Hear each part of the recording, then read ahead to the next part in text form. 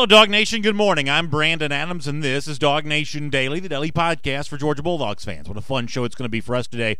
It's Mike Griffith later on. Mike's been in Indianapolis for the NFL Scouting Combine.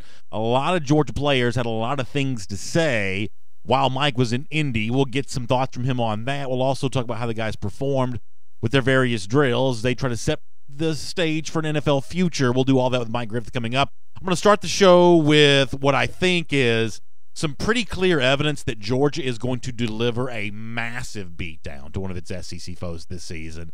And I think privately, behind the scenes, Kirby Smart's going to enjoy every second of it. I'll explain that. We're going to give away 2 Road to Atlanta T-shirts today and set the stage to give away another one tomorrow. I will go ahead and warn you about one thing, though. Late today for our R.S. Andrews cool down, I'm going to have to get off the air kind of close to on time. We typically go pretty long with that. Today, I'm not going to be able to do that quite as much. I've got to it's a fun event at Marlowe's Tavern I'm going to. It's for work purposes, but I always love fun stuff over at Marlowe's Tavern, so that's what I'm going to do later on today. So I got to get off for the R.S. Andrews cool down a little early today. But nonetheless, it's going to be a great show. It'll include your comments. We're glad you're with us. DawgNation Daily begins right now. Presented by DawgNation.com. This is DawgNation Daily, the daily podcast for Georgia Bulldogs fans. Here's your host, Brandon Adams. I think one of Georgia's SEC East opponents this season is going to receive an unmerciful beatdown from UGA. And I think the evidence could not be more clear, and over the course of the next couple of minutes, I want to explain to you why. Kentucky offensive coordinator Eddie Gran is back at it again. As the Wildcats get ready to begin their spring practice, Gran met with the media. Ben Roberts, a writer for the Lexington paper there, it's Kentucky.com, is the website. And you may remember, the backstory on all of this is that there had been some chatter about, was Eddie Gran offered the Georgia offensive coordinator job? Gran at one point in time said he was. Yesterday he was asked, so how serious did it get between you and Georgia for this job? And Gran gave a clear answer. Doesn't mean he's telling the truth, but he gave a clear answer. Here's what Eddie Gran had to say. It was serious in the point that they offered the job. It came down to, I love this community. I love this administration. Dr. Eli Capilouto, or whatever his name is, Mitch Barnhart, that's the athletic director. The guy that I work for is fantastic. And I've become a part of this community, and I love it, Eddie Gran has to say. I think we're doing some things that are special, and those were all part of the decision-making when I decided to stay. So Eddie Gran writes a story in which he's the hero, treated as the guy who spurned Big Bad Georgia to stay a part of a Kentucky team and be a part of I don't know what in the future of the Wildcats. After all, they do lose a lot of talent off this past year's team. But that's the story that Eddie Gran is saying right there in the pages of Kentucky.com. And as I've said, this has been kind of going on for a while. You know, our buddy Matt Jones from Kentucky Sports Radio, a regular fixture on the Feinbaum show, taking some jabs at DawgNation and taking some jabs at Georgia fans because, according to Jones, Dog fans just simply are slow to believe that Gran really could have been offered the UG offensive coordinator job. In fact, here is our buddy Matt from the Feinbaum show taking his shot at DawgNation on this Eddie Gran story. Let's go back in the past. I was prepared because I thought you were going to come on here and grill me about DawgNation, and you got the whole thing and you didn't do it, so I appreciate it. Well, that would be my final question. Did I just set myself up there for that? Well, no, you just I was snoozing, so you woke me up. What's the deal? So Georgia offered Eddie Gran to be their offensive coordinator, and he turned it down, Kentucky's offensive coordinator. And the Georgia people, understandably, did not want to be seen as having gotten turned down by a Kentucky offensive coordinator, so they got all their reporters to say it didn't happen. And Georgia fans have just been angry, and all these DawgNation people call. And it's been very funny to watch because I thought if you're Georgia, why do you care? You guys are above it all. But they just have had some fans kind of lose their minds in the last couple of weeks because they lost their offensive coordinator to Tennessee and got turned back down by Kentucky's offensive coordinator. You're speaking of just dog fans, not that website, DawgNation. No, that website has been part of it, no doubt. Their people were very much like, the KSR guy made it up. So let me speak on behalf of Georgia fans first, and then I'll get to the DawgNation part of this too. Georgia fans don't care about this. Georgia fans don't know who Eddie Gran is. Georgia fans, very little attention has been paid one way or another to Eddie Gran. This is a big deal for Kentucky fans in Kentucky because Eddie Gran's trying to cast himself as a hero.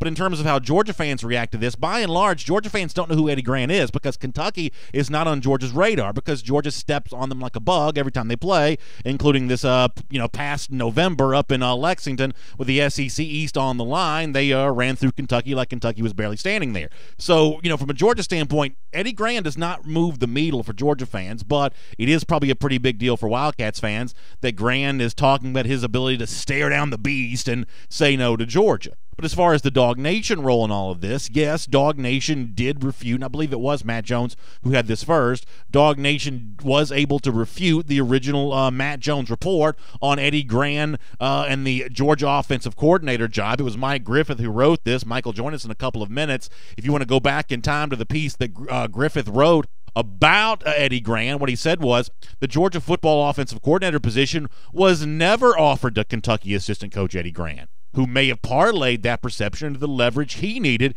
to get a new contract with the Wildcats. Mike went on to write, a source in the Georgia Athletic Department told DawgNation Gran did have discussions about becoming a position coach with the Bulldogs. The offensive coordinator position, though, was never on the table. Once again, that's Mike Griffith from DawgNation.com. Now, I have no idea who Mike's source is on this, but I have no reason to doubt that the source is anything other than rock solid, because the one thing I believe I know to be true is that Georgia was very happy with James Coley as a recruiter and was never going to do anything over the course of this offseason to anger him. Bringing in somebody like Eddie Gran to be Coley's boss, that probably wouldn't set well with a guy that had a chance to leave for big money for Texas A&M a year ago and chose not to do that. I think that Georgia always had in its plans to do right by James Coley.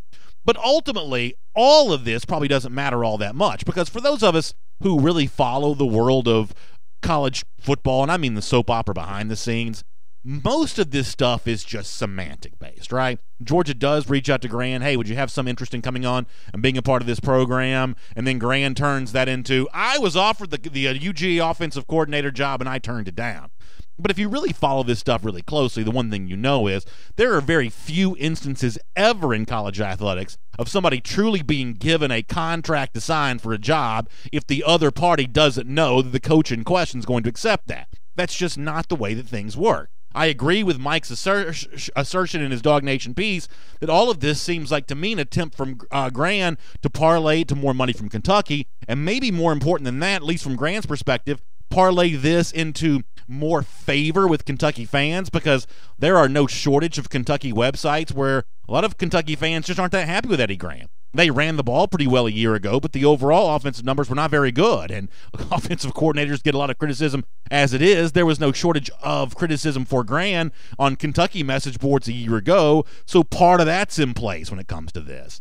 Plus the whole notion that, hey, Eddie Gran is a part of something that's being built grand and big at Kentucky, that would seem to be conflicted with the fact that didn't the defensive coordinator leave for like some position coach job in the NFL? If something grand and great's being built at Kentucky, why is this no-name defensive coordinator leaving to go be some anonymous position coach in the NFL? None of that really seems to make sense. But more important than that, than what really may have happened between Eddie Gran and Georgia, is the way that Gran's handling this now. I think there's reason to believe that Kirby Smart is probably none too happy with this whatsoever. I don't know that. I haven't talked to Kirby Smart on this subject, but I do have some evidence from the past that Kirby kind of coaches with a little bit of an edge. Kirby seems to find lots of reasons not to like the guy on the other sideline. I can't play this video because it's profane, but remember the video, the slow motion at the end of the Florida game this past year, whereas he's going out to shake hands with Dan Mullen? He doesn't know he's on camera, but he kind of gives his thoughts of what I'm assuming is the Florida coaching staff as he's getting ready to walk across the field. That's kind of a classic moment. There was the fake field goal late in the game against Auburn. Strategically, it served no purpose. It just seemed to many people to be an opportunity to rub Auburn's face in. Another dominant win for Georgia on the Tigers. Gus Malzahn was asked about it at the end of that game in Athens in November. Malzahn certainly seemed to be bothered by it. Here's what Malzahn said then. What are your thoughts on Georgia faking the field goal when they were up 17? The game was in hand. They coach their team and we coach ours. I don't have any comment on that. So from Malzahn's perspective, it certainly seems there that he thought that Kirby might be trying to tack on a little extra point, a little extra damage. And if that's what Kirby was willing to do to Auburn in 2018, I think that Kentucky, when it comes to Athens in 2019, could be in a similar position. After all, Kirby Smart has let it slip before that he embraces the idea of revenge. Let's go back to 2017. Remember all the losses that Georgia suffered in 2016? And around here we had talked up the idea of the revenge tour in 2017, getting a measure of revenge against the teams that had beaten Georgia a year ago. Well, during that 2017 season, Kirby Smart pretended week after week after week there was no such thing as a revenge tour. He has no idea what anybody's talking about. But once Georgia put the final punctuation mark on that, 38-7 winning against Georgia Tech, Kirby did kind of admit, you know what, maybe there was a little revenge here going on. Here's Kirby then. You know, you guys make a big deal about a revenge tour. We try not to make it about that, but we checked the last box on that list today, and it meant a lot to send these seniors out the right way. I mean, I still have memories of Nick Chubb sitting in my office and telling me why he's coming back. So I wanted it more for him than for anybody, to send him out the right way. And really all of them, but it's just Nick specifically said he couldn't sleep at night thinking about it, and gave him an opportunity to go to sleep now. I love that at the end. It gives Nick Chubb a chance to sleep now because he couldn't sleep after Tech had beaten Georgia in 2016. The overall point of all of this is you just heard Kirby Smart embracing the notion of revenge, and you've seen some evidence from 2018 that Kirby Smart doesn't mind tacking on the extra score, or at least attempting to tack on the extra score at the end of the game for a coach that he doesn't like. My assumption is that Eddie Gran is now in the category of coaches that Kirby Smart does not like. I don't think you use Georgia for your own benefit without facing some measure of retribution from that when you face the Bulldogs on the field. Kentucky's got to come to Athens this year. They got blown out last year with more talent they're going to have when they face the Bulldogs in 2019, and I think that Kirby Smart might be able to dial up any score he wants against Kentucky, and I'm guessing that the Wildcats offense may have a very hard time finding any breathing room there that day. So Kirby will never admit it. He'll pretend he doesn't know anything about it, but take a look at that final score when Georgia and Kentucky get together this season. My guess is it may be a little bit of an eye-opening deal as Georgia probably tacks on some extra points to let Eddie Gran know exactly how Kirby Smart feels about him. My name is Brandon Adams. This is DawgNation Daily, the daily podcast for Georgia Bulldogs fans. Hello to you, and thanks for being with us live on video, 10 a.m., DawgNation Facebook, YouTube, Twitter, radio at noon, of course, on Athens Sports Radio 960 The Ref, and in podcast form, pretty much wherever podcasts can be found, including the world-famous DawgNation.com, the Apple Podcast Player, the Android devices, the Google Podcast Player, whatever else. We're just glad to have you part of the program. Really appreciate you being with us. We'll have Mike Griffith coming up in just a moment. Mike, of course, had some of the reporting initially on the Eddie Gran situation. Mike's also got some great stuff, having spent some time in Indianapolis for the NFL Scouting Combine. That'll be a busy conversation with Mike coming up. In fact, let me sort of lead into the Mike conversation as we start around the doghouse here today, presented by Engineered Solutions of Georgia, with some of the stuff that Mike had going back from the NFL Scouting Combine. Now, one of my favorite things about this is it's not just a chance to find out how guys are going to do at the NFL level and what they're going to do when they get to the pros. It's also a chance to find out about what they thought about their time at Georgia. Some of the stuff that either guys that don't speak to the media a lot, or guys that when they do speak to the media, the reins from the program are kind of held pretty tightly. This is a chance to kind of loosen up and share some more opinions about what you really think of the situation with Georgia football. We heard an example of that yesterday when it comes to DeAndre Baker admitting that, yes, the Georgia players wanted to wear the black jerseys every single Saturday, and he didn't think that Kirby Smart was ever going to do that. And, of course, that's a debate to be had, and it's one of those things where I guess my stance has probably softened over the years. I'm a pretty significant traditionalist. I like things to stay the way they are. Georgia's got a traditional uniform. I like it when it wears it, but I do think the black jerseys kind of look cool, and I do appreciate the fact that many fans want to see Georgia wear them. So as I guess, get a little older, I start to soften up a bit, and all of a sudden I say, well, if the majority of people want to do this, and if Georgia players want to do this, who am I to stand in the way of it? It's just an example, I guess, of how my edges have kind of softened over the years. I'm a little bit the same way on the subject of the Georgia-Florida game, because y'all know that, and I say this at the end of every show, that I believe that a good Georgia fan's a Gator hater. I believe that Georgia's most important rival is Florida, and I believe that it's a great measuring stick for how the Georgia program is doing. And in addition to being a big believer in the nature of the rivalry, I'm also a real fan of the pageantry around the rivalry. I love the fact that there aren't many games like the world's largest outdoor cocktail party. This neutral site, 50-50 split in Jacksonville, where dog fans have had so much fun over the years. That, to me, is a heritage worth preserving. However, I acknowledge that many fans don't necessarily feel that way anymore. If you put this to a vote democratically, I'm actually not sure which side would win, the keeping in Jacksonville side or the moving into home and home side. I honestly don't know. I was interested, though, to hear DeAndre Baker weigh in on this topic. Mike Griffith had a chance to speak to him. Now, first of all, Baker, you'll love the fact that he really embraces the Florida rivalry. But then Mike, who'll join us in a minute, also pushes Bake on the notion of where do you want to see the game played, and DeAndre Baker didn't hold back his opinion. This is pretty interesting from the NFL Scouting Combine. You can read more about this from Mike Griffith at DawgNation.com. You can see the full video also on the DawgNation YouTube page. But here's a little snippet of DeAndre Baker's thoughts on the Georgia-Florida rivalry. Take a listen. I say Florida because I'm from Florida, and I think that's the biggest rival, other than Tennessee. But Florida, the biggest rival for us. Mecole Hardman said he'd like to see the Florida game go home and home to make it more personal. What are your thoughts on that? Yeah, I would have loved that if it was home. And we go and beat them in their stadium.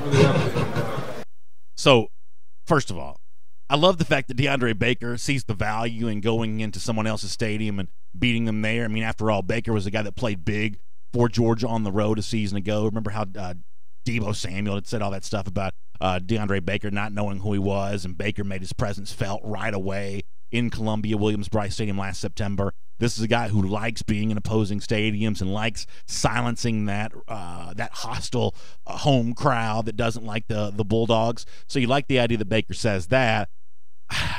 You know, I'm going to be careful, though, to get too out in front of the idea of taking this game out of Jacksonville, because it's a heritage and a pedigree that I've always really appreciated. But it's hard to deny that Mecole Hardman, who Mike quoted from there, and you can read more about that at DawgNation.com, Baker and the audio you just heard, these guys fully embrace the notion of, hey, let's play that game in our stadium and let's go see what the swamp is like. Hard to ignore what those Georgia players are saying. That's kind of interesting stuff, and it's Around the Doghouse. It's presented today by Engineered Solutions of Georgia. You know what they do. It's foundation repair, it's basement waterproofing, it's crawl space encapsulation. They also offer a lifetime of support. Whether you've got a cracked foundation or a wet basement or a damp crawl space, you can have one of their qualified professional technicians come out to your home and give it a look over and tell you exactly what you need to do. I know it may sound intimidating and daunting, but the truth is it's not going to be as hard to fix as you might think, and Engineered Solutions of Georgia is the ones you want to trust to get it done because they're the only ones that have a full-time engineer on staff. That is why they're the ones we trust here around DawgNation. And the better news, it is really easy to get in touch with them. Just simply give them a call at 678-ESOG now. That's 678-ESOG now. All right, for more on this and a whole lot more of the aftermath from the Scouting Combine in Indianapolis where he was on the scene, let's talk to our buddy Mike Griffith right now. From Athens and across the SEC or wherever the recruiting trail may lead, here's a DawgNation.com insider. Say hello to Mike Griffith, and as I do, I'll also remind you that coming up later on, I'll announce 2 winners of our Road to Atlanta T-shirt giveaway. We'll do that with 2 folks coming up in a moment, and I'll tell you how you can win one again today. So it's busy for us coming up later on here today on DawgNation Daily. And, Mike, I want to talk to you about the audio that our audience just heard of DeAndre Baker and his thoughts on Georgia-Florida and what Mecole Hardman also had to say about this. But let me call a quick audible and kind of transition before we get into that. I also spoke about the Eddie Gran stuff again off the top of the program. Gran kind of doubled down on that again yesterday. Before I get into the other stuff, do you have any thoughts on what Gran had to say, given the fact that your reporting on this was so instrumental in the early portion of the narrative? Yeah, well, the person I talked to leaves no doubt in my mind, that Eddie Gran's not telling the truth. I was told Eddie Gran went back and told Kentucky that so that he could renegotiate a contract and that the offensive coordinator position at Georgia was never offered. And I don't think any differently. And if I had lied to my boss and told him that I'd been offered a coordinator job to get a raise, I don't think I could lie about it 2 months later either. I didn't see the exact precise quotes from Eddie Gran. If he said I was offered the offensive coordinator job, I didn't necessarily hear those exact words, Brandon. You may have that. I didn't look any deeper into the story. I read a story and I didn't see those quotes. Maybe somebody interpreted that.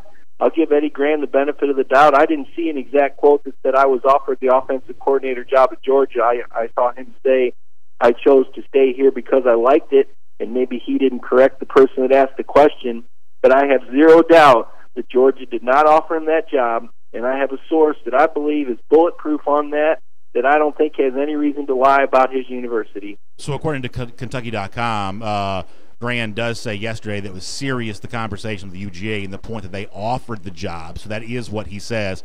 He says they offered the job. And, Mike, before you joined us, I speculated on the fact that, while I don't know Kirby Smart's thinking on this, and it may be wrong for me to presume to know Kirby Smart's thinking on this, my guess is he's not happy seeing Gran try to use Georgia publicly the way that Gran seemingly has here. And my guess is there may be a little extra oomph behind that game when Kentucky comes to Athens this season. That's my assumption. Would you care to speculate on that? I don't know how Kirby feels about it. I know he wants to beat everybody. I don't think this is the first or probably the last time that a coach has tried to use an opportunity where he interviewed with the school to his advantage. Again, did he say he was offered the offensive coordinator job? Brandon, were those his exact words? The quote itself doesn't say offensive coordinator, but the question was about the offensive coordinator, so maybe that gives him some wiggle room. Yeah, I think there's a lot of wiggle room, and I think I think he's trying to use it to his advantage. And again, if he sold his athletic director on the fact that he was offered a position to get a raise and renegotiate, that's fine. But sometimes all you got to do is use a little common sense. And if anybody believes that Kirby Smart was going to hire the offensive coordinator of an offense that finished 103rd in the nation the last 2 years, 103rd in the nation, and Georgia was over a guy on his staff like James Coley that he gave an exorbitant raise to that was already making $850,000 a year as an assistant coordinator and position coach, if anybody believes that, then I got some beachfront property in Tennessee I want to sell you, because sometimes all it takes is a little common sense. Yeah, and I think that's a fair point. Let me transition to something else we just heard. That was DeAndre Baker, your question to him, talking about the Georgia-Florida rivalry. And, Mike, this is a complicated subject for me because, on the one hand, I acknowledge the recruiting value of hosting an opponent like Florida in your own stadium 5 times over the course of a decade. There's some real value to that, even if Georgia opened itself up to hosting recruits in Jacksonville, which the two programs have agreed not to do. It's nowhere near as valuable to host recruits in a neutral site stadium as it is to host recruits in your own stadium. I acknowledge that. And Georgia got some scheduling challenges. There's an imbalance between the odd years and the even years in terms of the programs that Georgia gets to host every single year. So changing Georgia-Florida to a home-and-home could also potentially positively impact that. However, I am a bit of a traditionalist, especially for cool traditions. I think the cocktail party is one of the coolest in all of college football, Georgia notwithstanding. I think it's really interesting to hear all the chatter that seems to grow about moving this to a home and home. I can't support it, but I can't deny that there seems to be a lot of talk about it lately. What's your reaction to it, having spoken to a lot of principals involved with this? Well, first things first, it depends on what your priority is. So you have to understand whoever's making the argument, is it about what's best for them and their family, or is it about what's going to make Georgia the most competitive and best football team? Because as Kirby Smart said on his radio show, you're giving up a pivotal recruiting weekend every other year. And if we're talking about 3 or 4 players that commit, and then we're talking about 3 or 4 players, you ask yourself, what could 3 or 4 big players committing mean to Georgia football? Top-line players, because that would be prime time key official visit weekend. And I want to make this clear, because I think there's something that gets a little confused here. It's not necessarily that these programs agree not to. They cannot, by NCAA rule, you cannot pay for a recruit to go to a neutral site game. That is against NCAA rules, okay? You can fly a guy and his family in to come to Georgia. You can wine and dine him. You can put him in a hotel. You can show him the campus. You can take him around downtown Athens, which I said on national television yesterday is the best college town in the country, and I believe that. And I've been to almost all of them, B.A. You're not going to find a better scene than downtown Athens with these restaurants and pubs and shops. There's something it's an incredible. It's like on the music, you feel like you're in an Epcot or something. It is the most beautiful downtown in the country, okay? And you're taking a game weekend away from that town. You're taking the revenue away from this city, from the schools, from the sidewalk. The taxpayers pick it up. So, but going back to the official visit weekend, you don't have time for that down there. The kids can come to the game, they sit in the end zone, they hear the coach talk for 5 minutes, and Georgia flies in and they fly out. It's nothing near what the value of an official visit weekend is. So understand the value of what you're giving up there. The kids' opportunity to come to Athens, to see the dorm, to see the facilities, to walk around the campus, to meet the professors, to bring his family, to spend an entire weekend with the coach, with a teammate, a future teammate in front of him. So that's number one, because that's the argument Kirby makes. Because you're weighing that value of that official visit weekend for how many kids? 40, 50? And you may land 3 or 4 of them? Versus the fans get to go to the beach. So what's the value? And the tradition, there's a tradition to it. There is a tradition to it. But the players are telling you, hey, we want to go in the other team's stadium. They want to see the Swamp. They want that home game every other year. So it is a tough debate. It's there's fans who have the traditions that like to go to the beach. But you know what those fans want, BA? They want a national championship. Well, they want Kirby to win it all. They're paying him to win it all. They're paying him to make decisions. They're going to help Georgia win a national championship. Well, so that's where we're at. To be fair, on a couple quick points on this, though, while I agree with you completely that it's a missed opportunity not having that extra home game to recruit 5 times over the course of the decade, there's no evidence that Georgia's lost a recruit over not having that. And I'm not going to be so quick to disregard the feelings of fans who do enjoy this. After all, over the course of the last 5 years or so, I've watched a lot of things that the average fan enjoys around Georgia football kind of disappear, and some of that's just the cost of doing business, but I'm not going to quickly sweep under the rug or quickly disregard what a lot of Georgia fans, have enjoyed. There's a lot that happens around the Georgia program that benefits the high-end donor, that benefits the athletic association itself, maybe less stuff every year that actually benefits the average rank-and-file fan. There are a lot of Georgia fans who really like that trip to the beach, and I'm not going to be quick to disregard their feelings on that.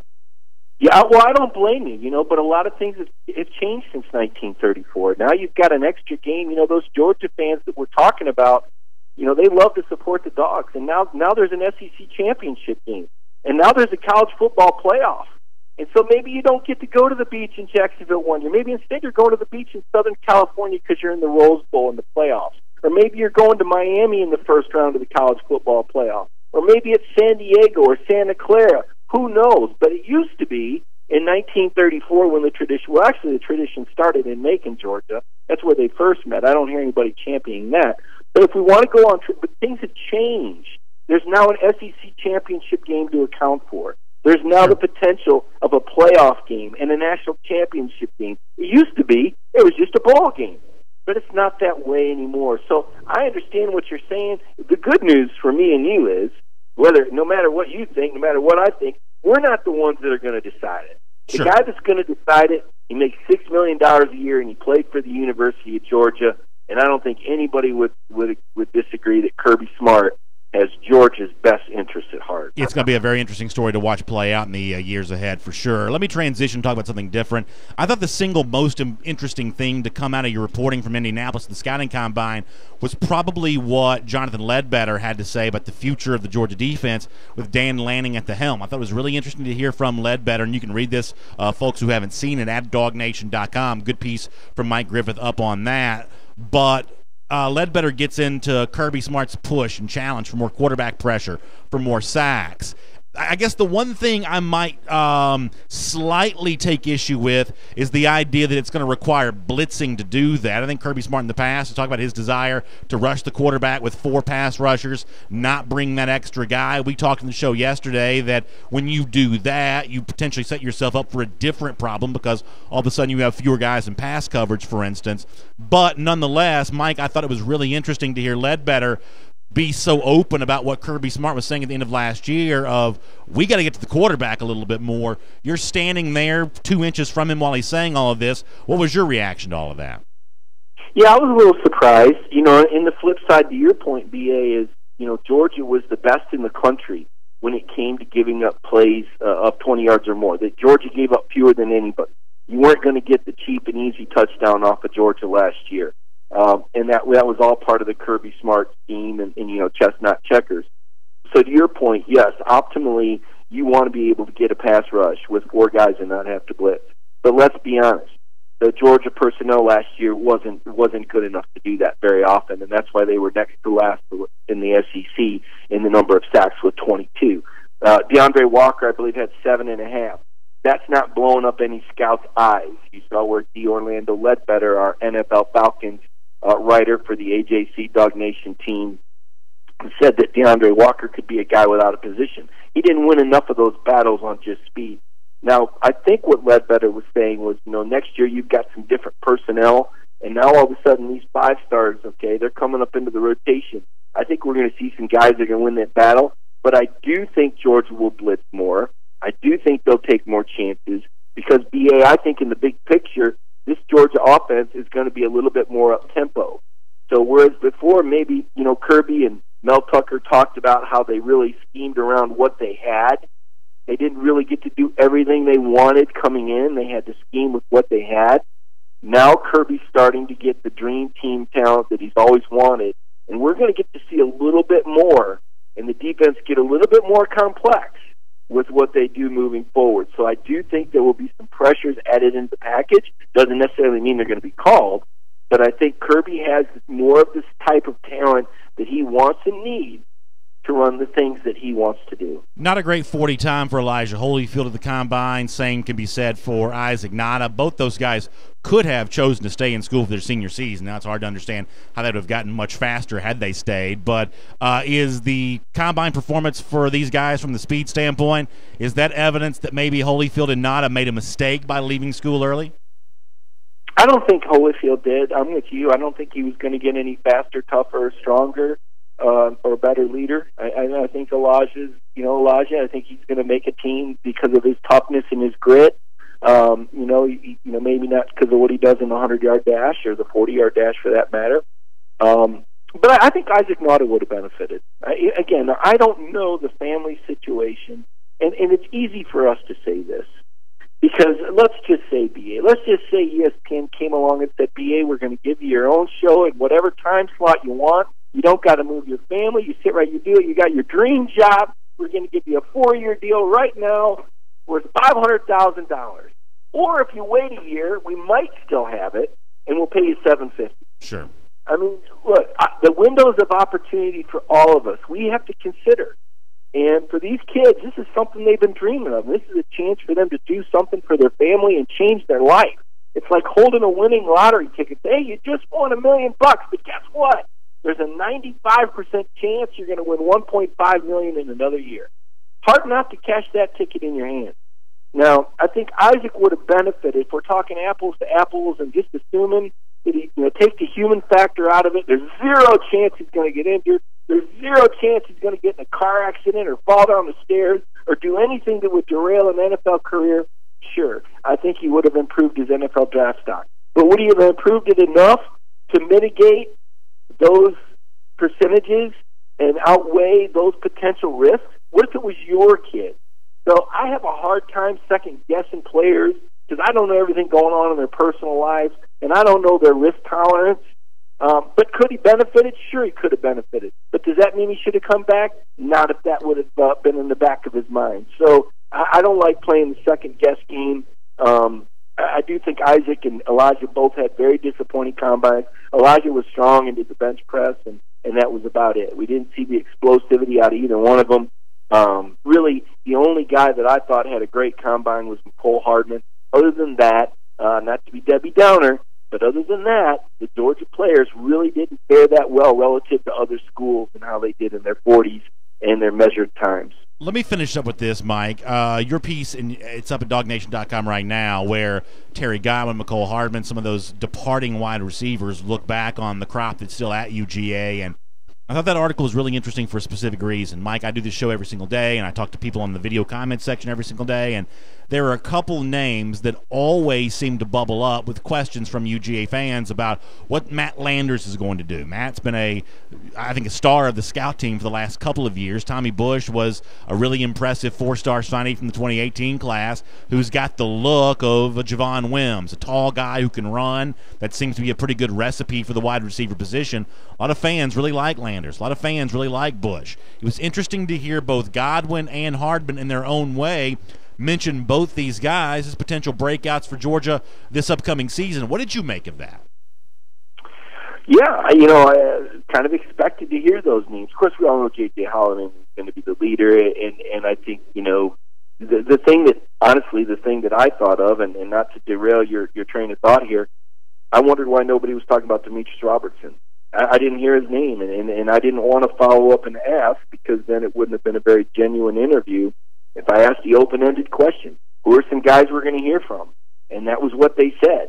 Now, maybe they were under the impression that I was looking for younger guys' names. I don't know what they were thinking, but I thought it was really odd that nobody mentioned Demetrius Robertson's name. Sometimes when a guy comes in from the outside with all that hype, and I'm not saying that this happened, but I have seen this happen before, there's a little jealousy in the room. The guys, the neck hair stand up. Why is everybody talking about Demetrius Robertson?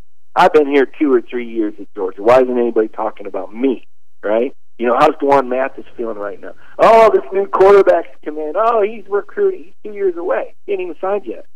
But he's getting more attention. Sometimes, and I don't know that it happens. I know that sometimes that happens with young men that are 18, 19, 20, 21.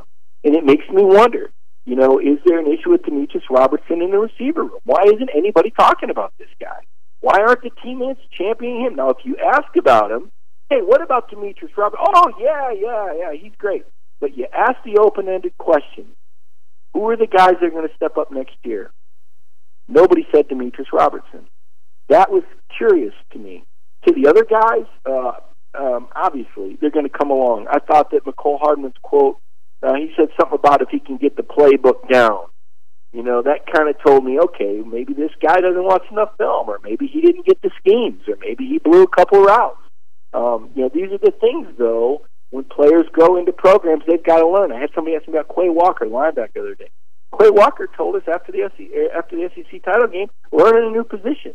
We sometimes just assume these guys can come in and know the playbook and know everything to do, and that's not necessarily the case. So, I think everyone should be excited about Landers. Tyler Simmons, I think.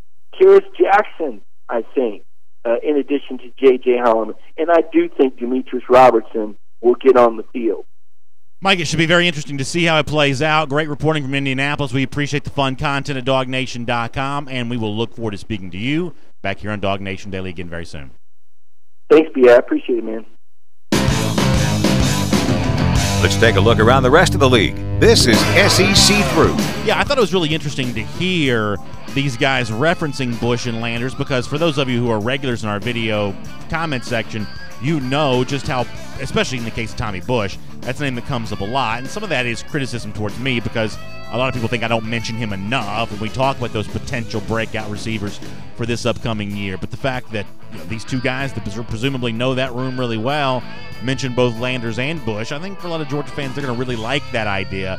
They're going to really like thinking about that. The one thing that we do know, and obviously at this point we have spent a good bit of time talking about, the one thing that we do know is somebody breaking out, somebody having a big year is really important for Georgia. I think you have twin pillar issues facing the Dogs. One of these we talked about yesterday, the need to sack the quarterback more, just get after, be in the backfield more in general, tackles for loss.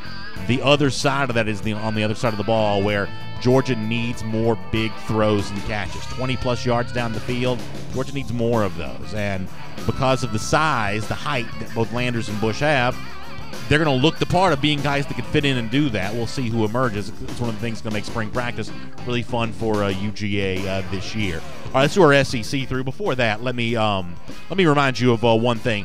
Kroger's got the great Kroger Chef Jr. coming up this month. A couple of great experiences for a guided kids cooking experience. Now, when you sign up for this, you get a bunch of cool stuff. You get an apron and patch, a chef's hat, a recipe card box, and a spatula who couldn't use another spatula in their life. It's all just $7, and in March, it's chicken salad that Kroger's featuring. It's coming up March 16th. So you got March 16th coming up for the Kroger Chef Jr. event. Please check out KrogerChefJr.com. That's the website for more information on that. You can find the locations that are participating, and you can reserve your spot. It's KrogerChefJr.com. All right, a couple of SEC stories to get to, and then we will give away a Road to Atlanta t-shirt. We're actually going to give away 2 today, and we'll announce how we're going to give away another one for tomorrow's show. I saw where Daniel Jeremiah, who's one of those guys that's kind of, really worked hard, worked his way up the ranks as an analyst. He works for NFL.com, the NFL Network, and he was doing one of these things on TV where they're just debating back and forth. And Jeremiah, who knows college football, who knows the Southern scene pretty well, had this little nugget, this little line about Tennessee. He says, you put 110,000 fans in the stands and you can't put one dude in the combine?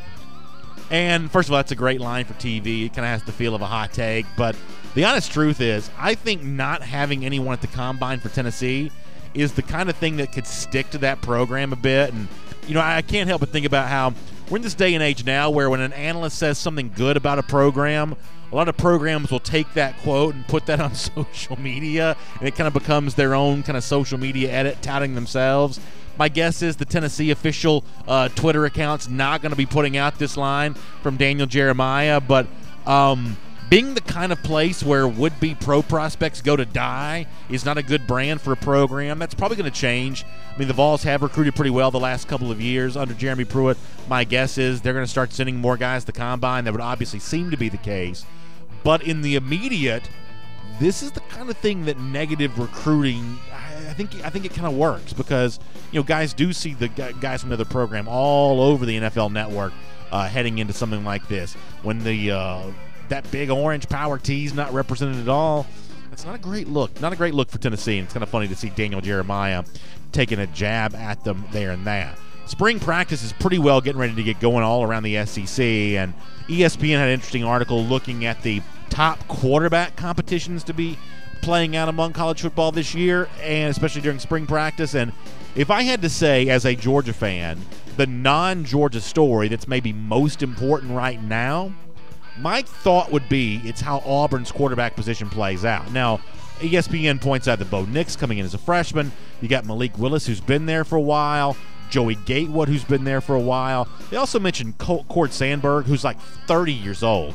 I probably don't think enough about Sandberg when it comes to a competition like this, but he's there as well. I guess the honest truth is I don't even know who the point spread favorite is on this. I mean, from a reputation standpoint, Bo Nix may have the best overall reputation, but a lot of that's based on the fact that he just came into the program. At one point in time, Joey Gatewood was thought to be a big recruit. I'm honestly not even sure he's a quarterback. The fact of the matter is, if Malik Willis was good, he would have already played more than he has, because there was plenty of time last season where Auburn wasn't that happy with Jarrett Stidham, despite the fact that Stidham may end up finding a home in the NFL. But I think the ESPN's correct to point out the Auburn issue. I think if you're a Georgia fan, to the extent that you can stomach paying attention to what's going on with some of your SEC rivals, Auburn's pursuit of a quarterback is one of those stories that's going to go a long way towards determining just how challenging that trip for Georgia for the final time in the month of November is to Jordan-Hare Stadium later on this season. That's worth getting into. Let me do 2 other really quick stories for a second. Brett McMurphy, the longtime college football reporter now working for Stadium, I think it's called, he's reporting that there's a big change coming to the Las Vegas Bowl. That for the longest time, the Las Vegas Bowl has been like Pac-12, Mountain West, all these schools west of the Mississippi. But I guess in the future, it's going to have a different kind of tie-in. If I understand this correctly, and there's a very good chance that I'm not, the SEC and the Big Ten are going to alternate appearances in the Las Vegas Bowl, so that when one of those conferences is not represented in Las Vegas, it's going to come to Charlotte and play in the Belk Bowl, which historically has been an SEC bowl. How cool would it be in an otherwise bad season, because the Las Vegas Bowl is played fairly early in December, this is not a major bowl, but how cool would it be to think that you got that as a consolation prize? You go 7-5, but you go to Las Vegas for the Las Vegas Bowl? I mean, who wouldn't love that? I've always been of a believer that there's this weird thing in college where if you look at like the bowl calendar, the best destinations are often the worst bowls. Like you look at those games that get played in early December. It's the Bahamas. It's Las Vegas. I think that New Mexico would be kind of a cool place to go for a bowl, kind of, pretty outdoors type stuff. A lot of the, like, Myrtle Beach. There's a lot of really cool destinations for bowls that go for like the bad teams.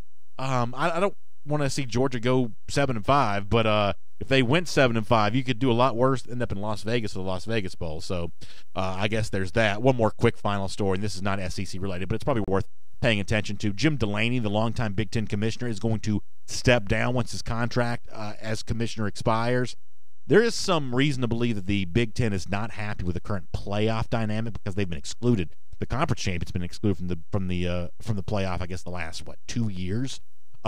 So there is there could be some interest in seeing who emerges as Big Ten commissioner, because that's a power league that has a lot of juice behind it, but as of late has not really been wielding much power in the world of college football.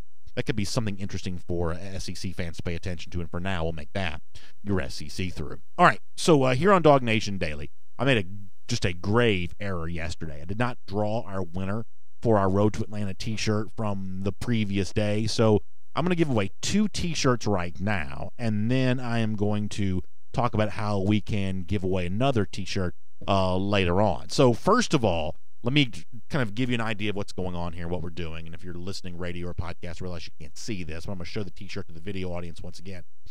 If you do listen to the show normally, it wouldn't be a bad idea to kind of dial into the video show kind of late here and as we head towards the end of the program, just so you can see what this Road to Atlanta T-shirt looks like. I personally think, with all due respect, this may be the best-looking T-shirt design we've had. Now, I'll always be partial to the Gator Hater idea, but I love the Road to Atlanta T-shirt design, and I also love the belief that's where Georgia's getting back to, that the 2019 season is all about getting back on that road to Atlanta again and finally knocking off the Alabama Crimson Tide. That's the nemesis that's kind of standing in Georgia's way, and Atlanta's the place that's going to happen. Mercedes-Benz Stadium is the venue where that's going to take place. So this offseason, we're celebrating that notion, and we're paying close attention to that, and we're giving away these Road to Atlanta T-shirts as a way to do that. So let me congratulate 2 winners right now.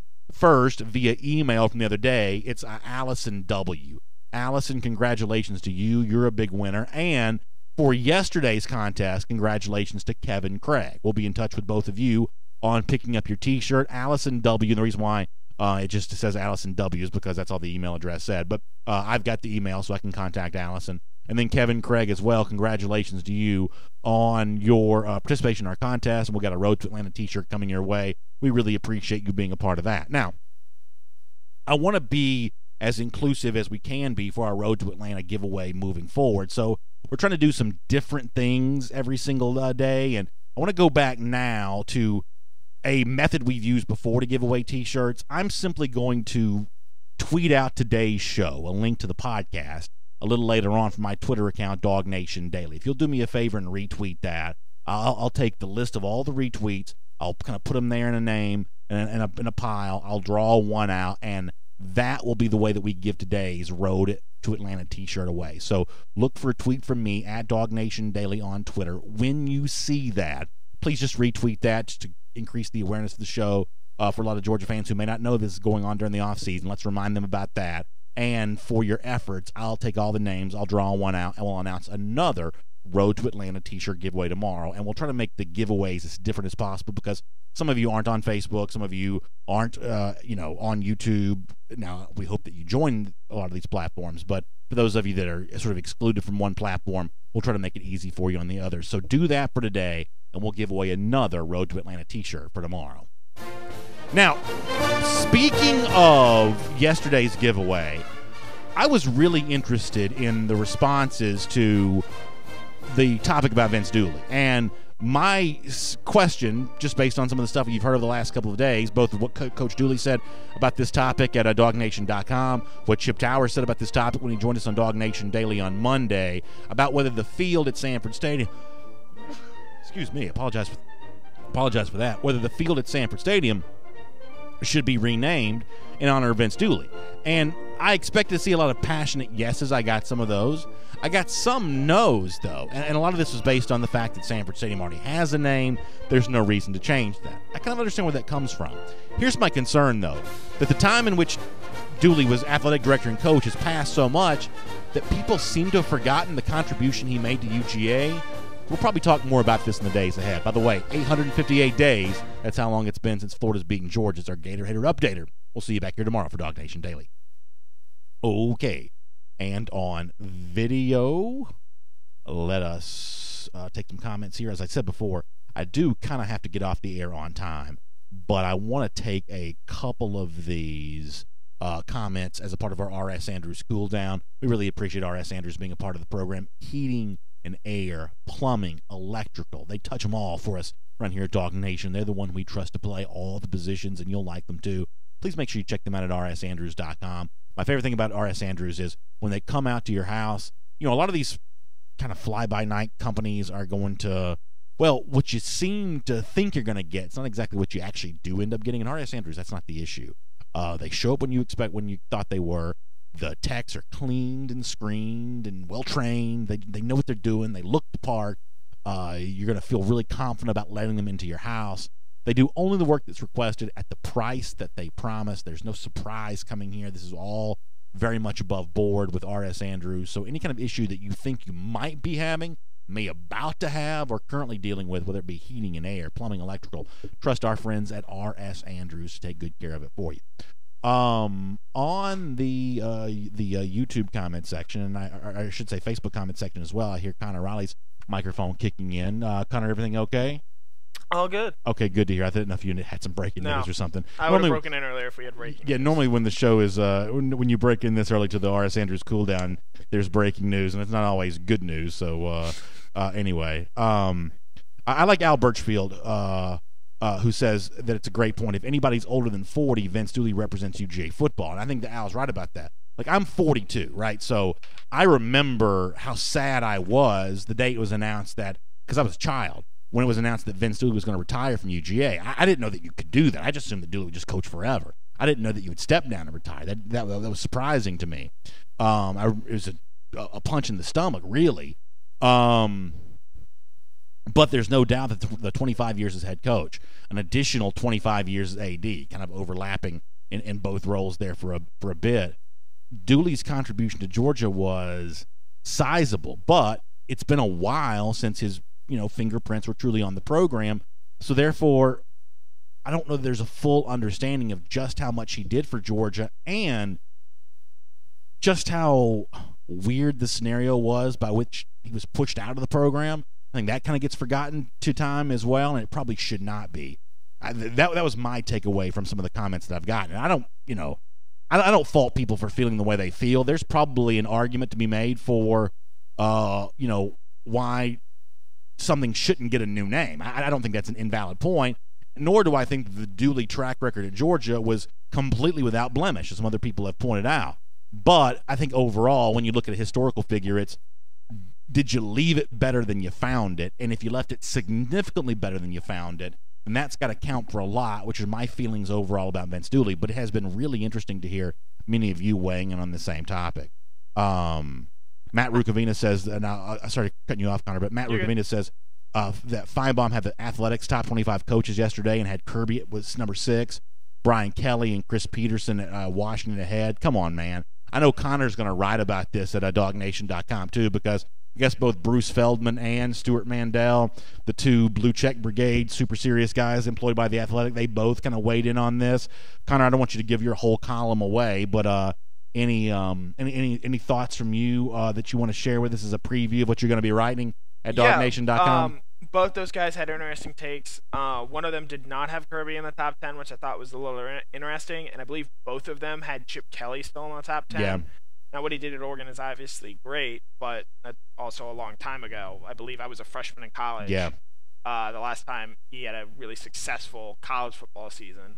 But shifting back to Vince Dooley a little bit, I almost think the university as a whole, beyond just the realm of football, should do a little bit more to honor Dooley, given just how successful he was as an athletic director. Look at the most successful Georgia coaches, Georgia programs beyond football. Dooley hired almost all those coaches. Manny Diaz, who's still the tennis coach today. Chris Hack, still the golf coach today. Jack Bowerly was hired by him, still the swimming coach today.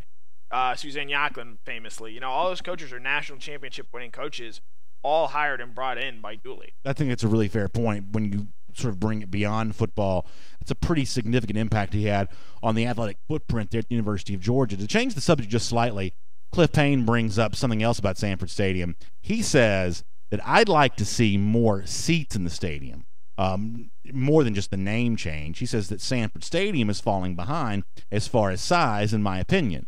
Cliff, I think that's a really interesting point, and I guess I'm curious to see. Now, for the most part, to my eyes, Georgia's still doing a pretty good job of filling its stadium. There are some student pockets that don't get completely filled on most Saturdays, but for the most part, if you scan around the stadium, Georgia looks pretty full during a college game day.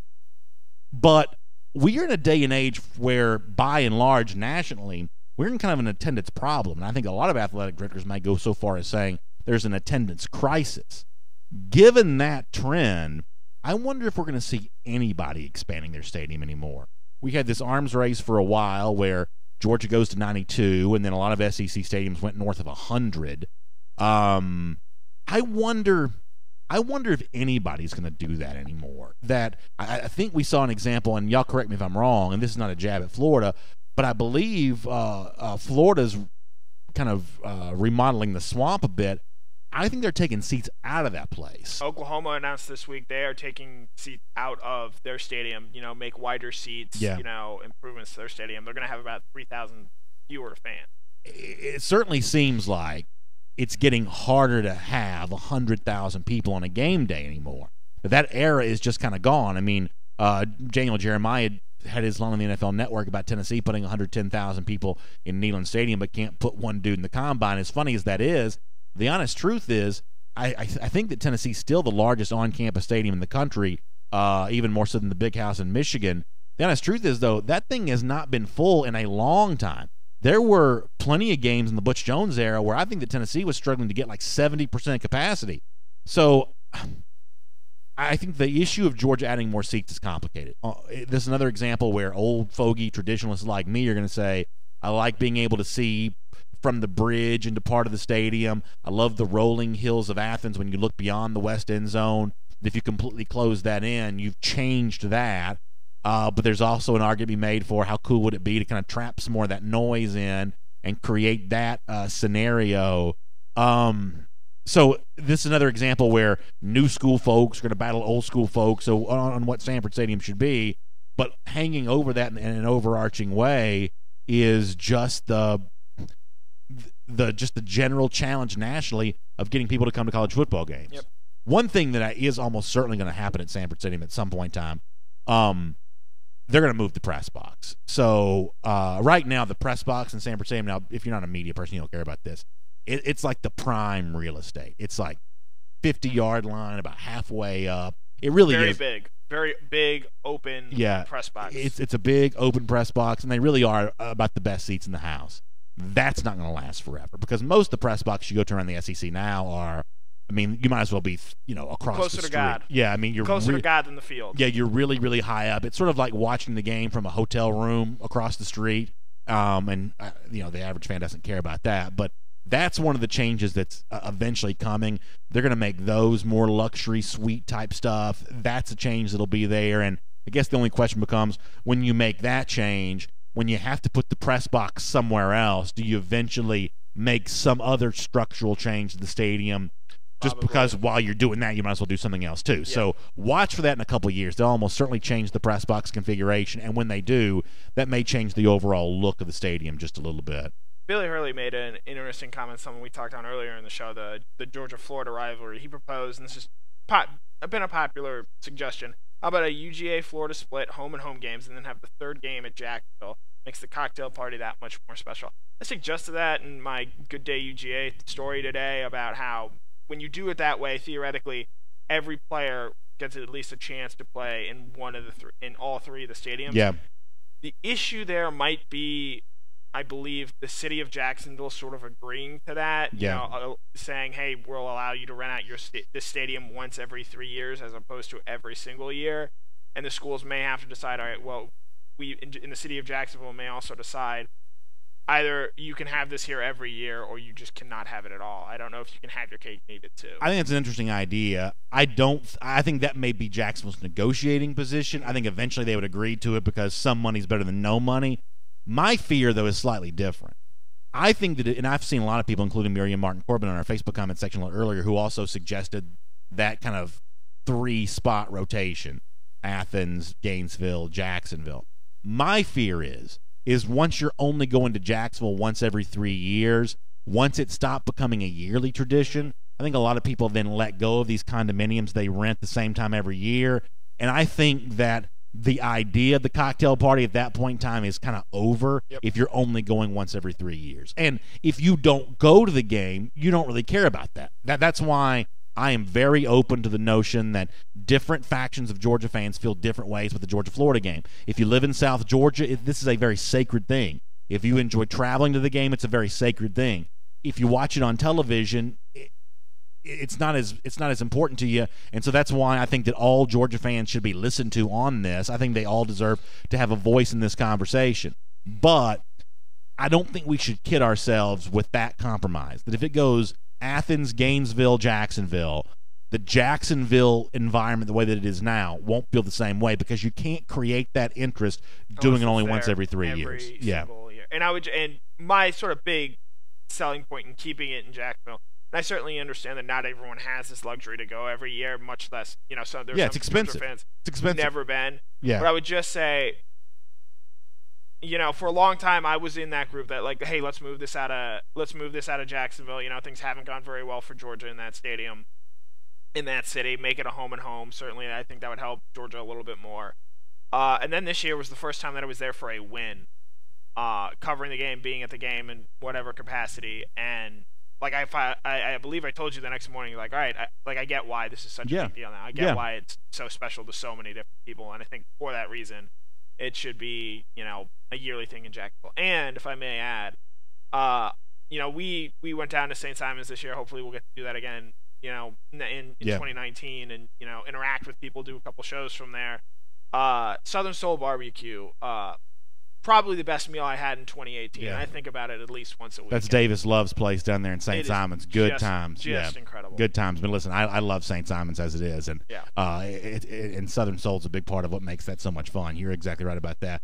Couple comments on Facebook about this subject. Miriam Martin Corbin, who I mentioned before, also said that she goes to every game, and given the expense of postseason travel now, and this is obviously a rich person's problem, and I mean this, figuratively, not literally. But when you're in big-time postseason games, they are just more expensive. So she says, given all of that, doing away with the Florida travel would help defer some of that cost. And I understand where Miriam's coming from on that. And as I said, this is the kind of thing that, this is sort of like a first-world problem to be thinking about, well, if I'm going to be going to the college football playoff every year, I got to save some money for that. But with where Georgia is now, that is a more legitimate consideration than it ever was before, that these postseason trips are really expensive. And so maybe there are a lot of people who would be like Miriam to say, the Jacksonville trip used to be the thing I did every year because we weren't going to the playoff. But now that Georgia's in the playoff, now saving some of that money to go to Pasadena again in a couple of years, or New Orleans again for the national championship game this year, or one day Glendale, Arizona, or Miami. I mean, maybe Georgia fans would say, given the new practicality and how expensive a lot of these road trips are, that being in Jacksonville, the place that you've been before, maybe it's time to spend some money on something different. And then Willie Gray also says that by being in Jacksonville every year, it deprives us, the season ticket holders, of a good home game. And I think that's another consideration too. There are a lot of people who go to the 6 home games, don't really travel because of whatever family situation they have going on, young kids, whatever else, high school kids playing sports. There are a lot of reasons why some people say it's the 6 home games for me, and I don't go watch Georgia play outside the state of Georgia. I completely understand that. And to Willie's point, by not having that Florida game, you're missing out on one of those marquee games. As I said before, Georgia's in a situation where its even year home schedule has a lot of classic rivals. It's Georgia Tech, it's Tennessee, it's Auburn, all in the same year. The odd number year, you don't quite have the same built-in game. You've got South Carolina, I guess. You've got a rotational SEC West game usually in that year, but it's not the guaranteed big ticket. Now, this year it works out well because it's also Notre Dame. I know that Greg McGarity told DawgNation over the weekend that Georgia's going to play a lot more of those Power 5 non-conference games. But until that happens with regularity, what Willie's saying is at least a fair consideration, that as a season ticket holder, I'm not getting maximum value out of my season ticket as long as you're playing this game in Jacksonville every year. That is certainly a fair thing, and a lot of people, and I believe Kirby Smart has brought up, the recruiting aspect behind this. That is a Georgia home game that almost instantly becomes the biggest home game of the year, the game you're going to want most of the recruits to be at. But I think if you move this game out of Jacksonville, it may also move it out of that, traditional 3:30 CBS timeline. That's right. And move it around, especially if there are years, like, for example, last year when Florida just isn't that good. And so with that, I do think you lose sort of some of the national attention that you would get from that game, even if you can't, per se, bring recruits in. Because that's a game, the Georgia-Florida game being in Jacksonville, that's a game guys like Mikhail Sherman, Rakeem Jarrett, Brian Brzee, they know about up in Maryland. That's, something Kendall Milton knows about out in California. That's something, it's a national-wide game.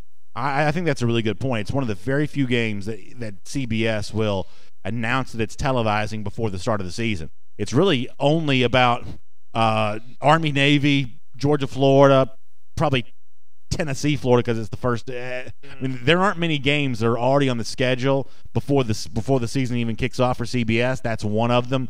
We know some of the games they're likely to do, but they announce Georgia, Florida in the summertime. They don't even announce LSU, Alabama. No, they don't. Now they almost always they've done that for just about the past decade now, but they don't announce that months out. Yeah, I think that's actually a really interesting point, Connor. I really do. I've got to get ready to go. Let me see. Anything else over here on the YouTube side we want to talk about? Mike D says, who wouldn't want, though, a 7:30 game at night against the Gators? So I guess that's the trade-off for some Georgia fans who like the night games. You may get more of those in Athens. I was at the night game in 2002. You're never getting that again. They're never playing a night game in Jacksonville ever again. Unfortunately, that was a Georgia loss, but you're talking about just madness, just absolute madness. Cocktail party from dawn until dark, kicking the game off there in prime time. That was a very intense scene, and I don't think you're ever seeing that again. It's one of the reasons why I think that Georgia and Florida both are so happy that CBS has been such a giving and willing partner on all this, because they want no part of playing that game at night. All right, go ahead. No, go ahead. This will be the last point. There was 2 years where this was a home and home in 1994 and 1995.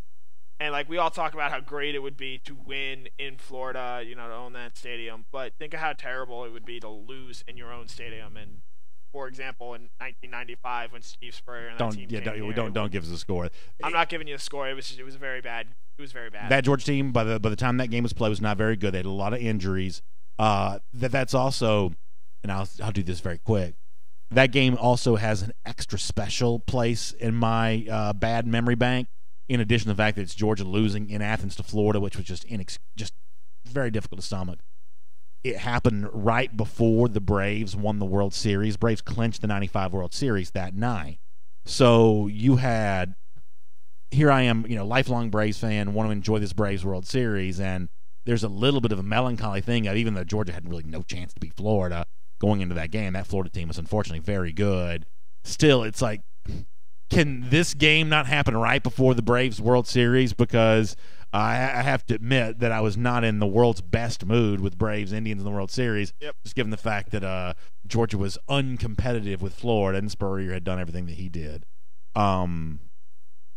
Stacy Goebel says, I live in Waycross down there in South Georgia. He says, that's 40 miles from the Florida line. Moving the game is a big deal. Stacy's right about that. And Stacy, just so you know, the only Gators around here that we like are Ware County Gators. So, Stacy, just keep that in mind, that our only Gators that we support and appreciate are those Ware County Gators. So we appreciate you being down there near the Okefenokee Swamp right here with us at DawgNation Daily.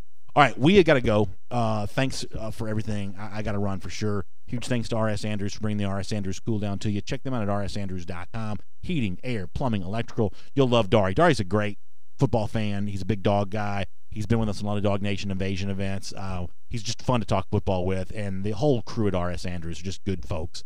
They'll take good care of you, so check them out online at rsandrews.com. I'll be back tomorrow morning at 10 a.m. for DawgNation Daily Live. I think we're going to have a special guest tomorrow. I can't quite say for sure yet, but I think tomorrow's going to be an interesting show for a couple of respects. So we'll do that tomorrow at 10. We'll see you then. DawgNation Daily. You have a great day, everybody.